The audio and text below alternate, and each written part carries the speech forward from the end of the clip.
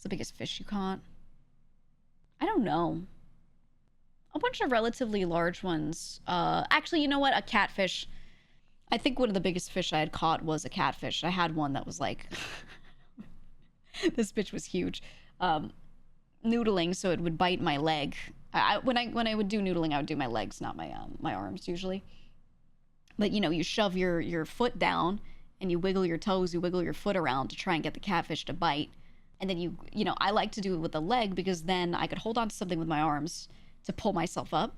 I use my other leg, so the moment the catfish bites, you take your other leg and you like press down on it so that it can't move. And then you just reach down with your hand and get like a hook in them or grab or, you know, whatever you need to do. And yeah, I think a lot of the bigger fish that I caught were catfish from noodling because they're like, they get monstrously big and a lot of them get big. So, manage to catch them like that? Yeah, I mean, it's a pretty common way of doing it. It's a pretty common way. Because they're also so big that trying to reel them in with like a normal, a normal fishing rod can be really tough. Like really, really, really tough. So, yeah. Wouldn't that hurt? They can. Some of them can bite kind of hard, but they don't really have like sharp teeth like some fish have. You can get a little scraped up. You can get a little bruised depending on like if they fight with you a little bit, but it's not that bad. It's really not that bad. Honestly, they're just big, so they're a lot of muscle, so they can like when they start struggling, it's this big like muscled thing just flapping around, you know. So you got to be careful.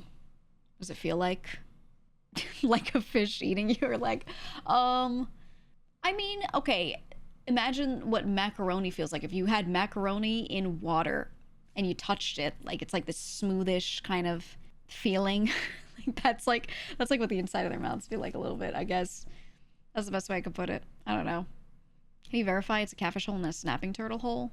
Ooh, that's true. It depends on the area. I would go to areas where snapping turtles were not common, so I didn't have to deal with that shit. You gotta hope and pray. There are certain areas where they'll tell you, like, I have not seen a snapping turtle here in however long, and you're like, okay, all right. But that's part of why I would use my leg too. I'd rather it take a chunk of my foot than a chunk of my hand. In all honesty, just in case. Steve's underwater hole. Well, it's also the size of it and everything, and the way it's kind of like built up, the way it kind of looks. But there are places where they specifically they sink certain things into rivers so that catfish will stay there. They'll use them as their nests, and then that's what you'll go into. Catfish can squeeze, turtles can't. Mm-hmm. Yep. I mean, that's what I'm saying. Like a lot of the man-made stuff, the entryway will be like a square shape or like a more circular shape instead of something like wide for a turtle, you know? So, ooh, alligator snapping turtles have been showing up in your area as of late. Yeah, I haven't done it in a bit.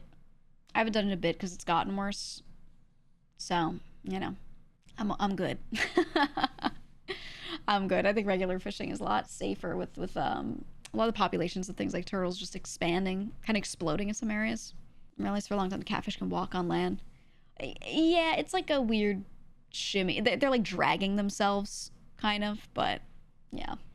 35 pounds. Jesus. I don't remember how big the one I caught was.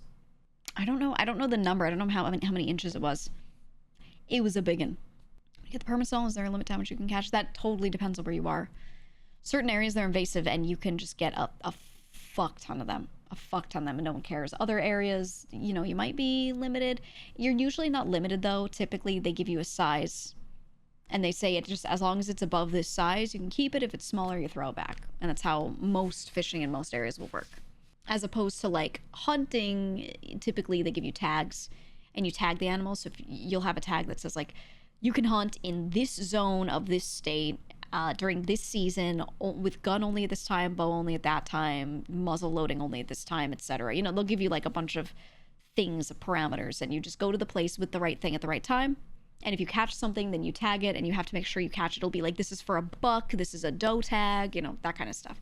So, yeah, that's like normal hunting. For fishing, it tends to be a lot more liberally applied. Like, you can just kind of get whatever so long as it's above a certain size. And then they'll tell you waters where you can and cannot get certain things. That's it. That's it. You could salmon up in Oregon. Yeah, yeah. Yeah, catfish, if I wanted to get good ones, I would have to go down south usually. Typically. If that was like what I was going for. These are the lasting memory for you is how slimy fish feel. I mean, yeah, like naturally occurring bodies of water have a lot of things in them that are not just water, right? There's a lot of algae and all this kind of stuff. And then they themselves are not always the most slippery, but some of them exude oils onto their bodies and things as a protective layer. And, you know, it is what it is. Eels, especially. Oh, you ever grab an eel? They have a lot of, it's a very oily meat because they produce a lot inside. But on the outside, too, they're so slippery. That's why a lot of people, when they fish for eels, instead of grabbing the eel, they'll have a net and they try to, like, get the eel into the net. Because trying to grab onto it is, like, impossible. They will always get out because they're so slippery. It's like you cover them in WD-40. There's just no way. So a lot of people just do it with a net to grab them at the end because otherwise, if you try to do it with your hands, they'll just go bloop. And they'll get right out. They're crazy. They're so slippery. I think it's, like, the slipperiest thing I've ever dealt with. Fishing controls more regulated in more heavily commercially fished areas. Yeah, which is not always where people tend to recreationally fish as much. So, yeah. You just gotta look it up. You gotta know where you want to go and then look up fishing regulations in that exact spot. And there will be guides, there will be zone markings saying, you know, you're in zone 3C and anything hunted or fished in this area, here are the parameters. And they'll tell you. He leans into this friend and he goes, you gotta keep yourself fresh. And he was like, okay. And he goes, I powder my balls.